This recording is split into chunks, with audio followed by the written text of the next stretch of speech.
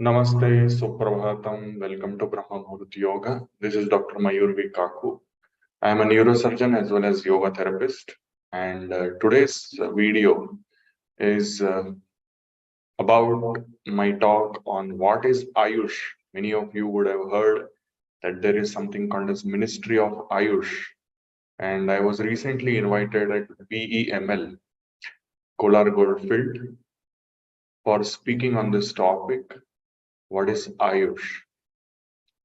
In the series of programs which are arranged across the country called as Azadi Ka Amrit Mahotsav to celebrate the 75th anniversary of freedom of this country from British invasion. So this, what is AYUSH, we will discuss in short, and what I have been contributing to AYUSH, how I have been contributing to AYUSH. All these things we will discuss in short. I am not going to speak a lot about it because just I want to give you a gist of what I spoke at BEML, and we will, after that we will do our gentle practice of Brahma Muhurat Yoga.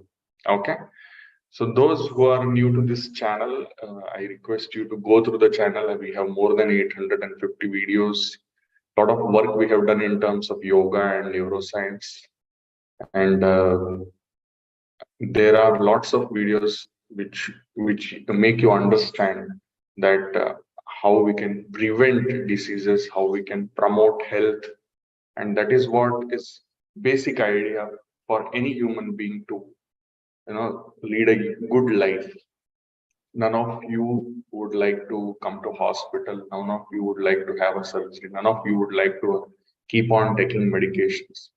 And yes, we have umpteen number of examples where we have been able to help people without surgery. We have been able to help people without medications, or those who are taking medications have been removed from medications after few months of practice of yoga. With that understanding, I would like to share the screen with all of you. So you can see here what is AYUSH. So it was in association with BEML. BEML had invited me. New frontiers, new dreams. At the same time, we should not forget our ancient sciences as well. So AYUSH is nothing but Ayurveda, yoga and naturopathy, Unani, Siddha and homeopathy. Now, the thing is that these practices are timeless and effective practices, because if they would not have been effective, they would not have survived for thousands of years. Homeopathy is a recent one, but homeopathy also, it is somewhat similar to the naturopathy, the Ayurveda, and it has similar principles. You will, as we will go, you will come to know. And then Siddha is, in the South India, in Tamil Nadu, in Kerala region. That is also very interesting. It combines everything. And there is one more, which is in Himalayan region, which is practiced from the time of Buddha. It is Sova Rigpa. So S for Siddha in South and S for Sova Rigpa in North, like that. Now, many of you know about me. I am MBBS, MCH neurosurgery from NIMHANS. I am a gold medalist. Right now, I am heading the Department of Neurosurgery at PS Medical College, Kuppam. I have post-graduation in yoga therapy. I am a childhood yoga practitioner, but I have taken the post-graduation considering the requirement in the current world. And I have also done a course from Harvard University about culture of health. So how to improve your business through culture of health. Now in this video, very short idea about the role of AYUSH in my life and as well as my overall journey as a human being using the principles of yoga and naturopathy and Ayurveda. Now, our modern care is basically, it is disease care not of much of healthcare.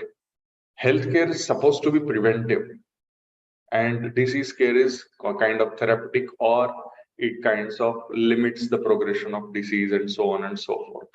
So you can see here in my modern medicine role, I do surgeries of the brain and spine, and you can see a small child of which I have done a surgery, and you can see the tumor was there, and this is post-surgery. Child has been doing well, and child was sustaining overall well even after multiple surgeries in multiple organs and so on and so forth. And then healthcare is preventive, where we prevent degeneration of joints, muscles, nerves, organs, so on and so forth, and basically delay aging and prevent damage to the organs through various practices. So why AYUSH is important? AYUSH is important in preventing the disease itself.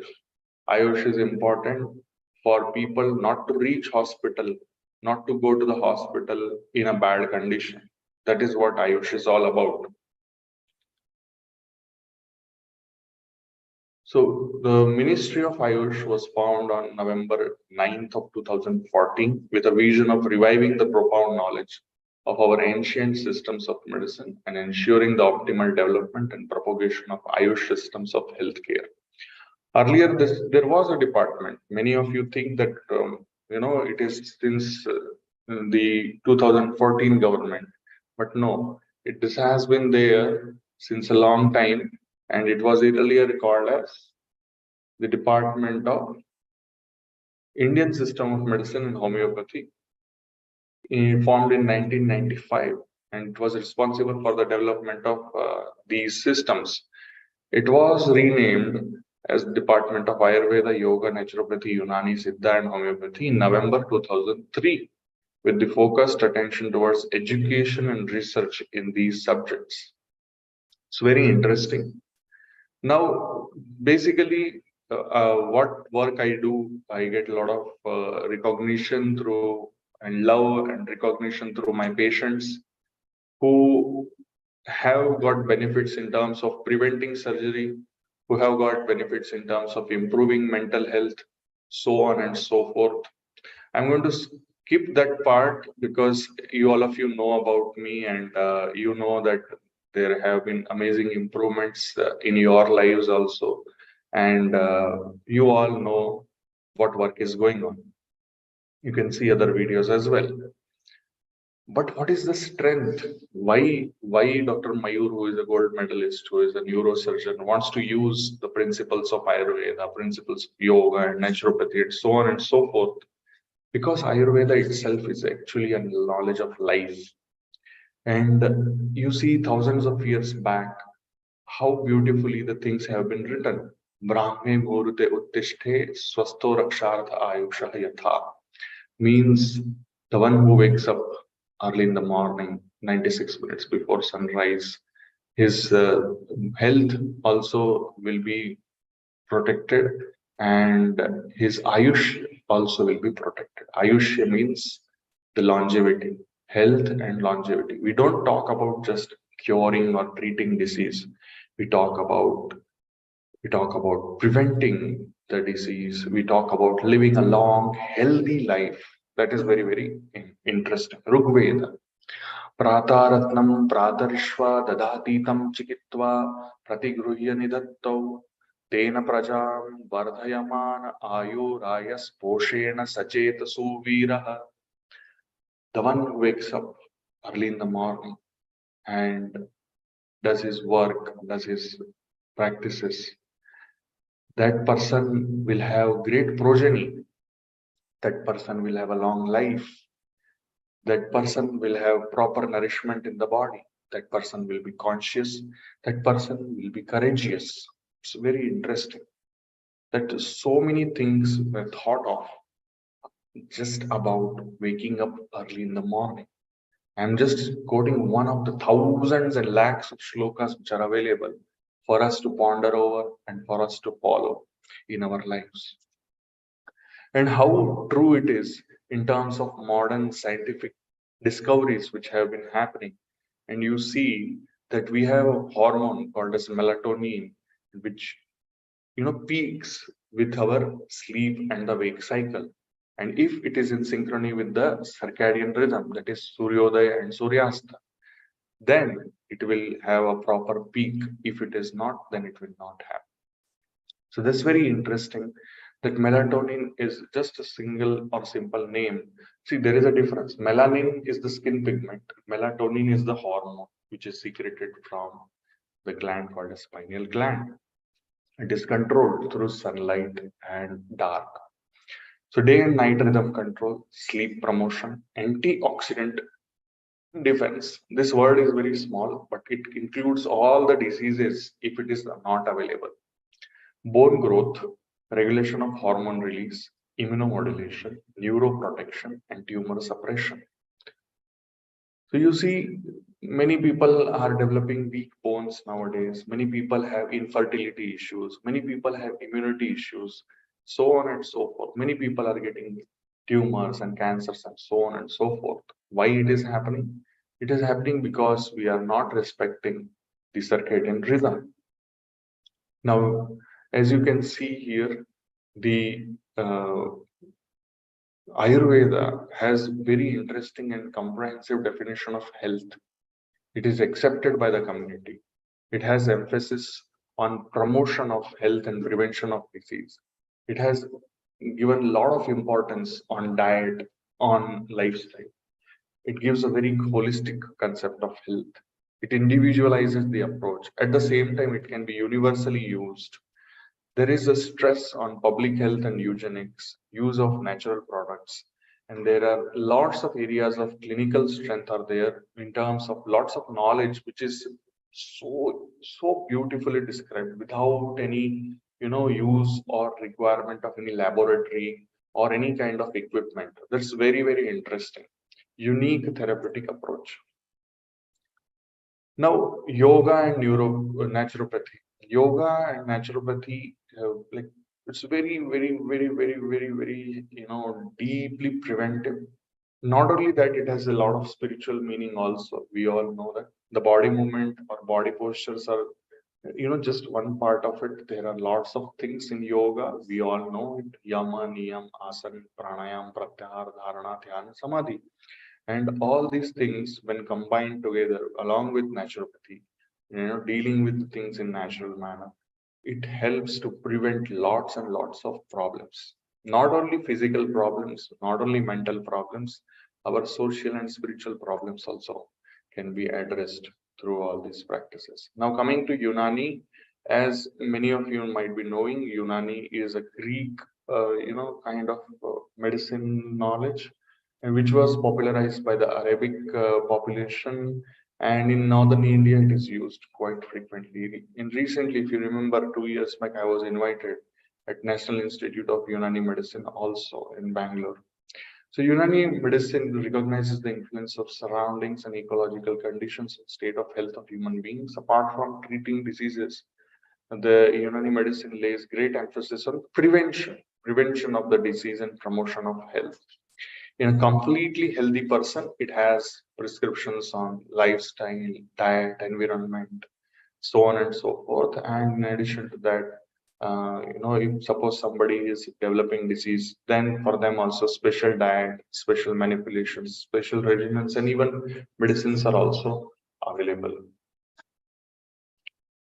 Siddha. The Siddha system is comprising essentially of philosophical concepts, including the four main components, that is laterochemistry. Laterochemistry is all about interesting medicinal uses of various substances, and medical practice, yoga, wisdom. Siddha medicine is named after founders called as Siddhars, who explored and explained the reality of nature, its relationship to man by their yogic awareness and experimental findings. Siddhar Agastya is called father of Siddha medicine. We know Agastya Rishi. The Siddha diagnostic methodology is based on the clinical examination by physician, and these diagnostic tools are very important because they assist in diagnosis and prognosis of the diseases. Siddha physicians base their diagnosis on three humors, that is Vata, Pitta, Kapha, similar to that 8 vitals test. vital tests, and then treatment in Siddha system is aimed at keeping these three vital life factors in equilibrium, three dosha balance, and then maintenance of the seven body dhatus. And spatial therapy is external therapy techniques such as pressure manipulation therapy, that is varmam, physical manipulation, and then bone settling and Siddhar Yogam are the strengths of the Siddha system. It's very interesting, and we all should try to understand what's going on with these things. Soarikpa in North India, Amchi's medicine is traditional medicine in many parts of Himalayan regions. The science of healing in Bodhi language. It is originating from the time of Bhagavan Buddha, 2,500 years ago, and the role of the Soarikpa is more in public health in many Asian countries. In India, we know it in Ladakh, Himachal Pradesh, Arunachal Pradesh, Sikkim, Darjeeling, and Tibetan settlements in India. Considering the importance of Soarikpa and its active role in public health, especially in Himalayan regions, it was included in our AYUSH in September 2010. Being originated from India, Soarikpa has large number of medical tests translated from India, followed by huge literature written by Tibetan scholars. So basically, Tibet region. Homeopathy, many of you know about homeopathy. Dr. Christian Frederick Samuel Hahnemann, a German physician, scientifically examined this phenomenon and codified the fundamental principles of homeopathy. It was brought to India in 1810 through European missionaries, and it has received a lot of recognition. In 1948, there was a resolution passed about it, and the idea is like the medicine which could induce a set of symptoms in healthy human beings would be capable of curing a similar set of symptoms in a human being suffering from that disease. So homeopathy is all about understanding the small, very, very intricate parts of a disease process. I have been, given homeopathy medicine since my childhood, and Ayurvedic medicines and homeopathic medicines in yoga, and there were very, very less events where I was taken to a modern medicine practitioner, despite me being a modern medicine practitioner. So that happened later. My childhood was first, so obviously, but I can tell you that these therapies work, and they have amazing effects, and I am healthy and happy, so definitely it works.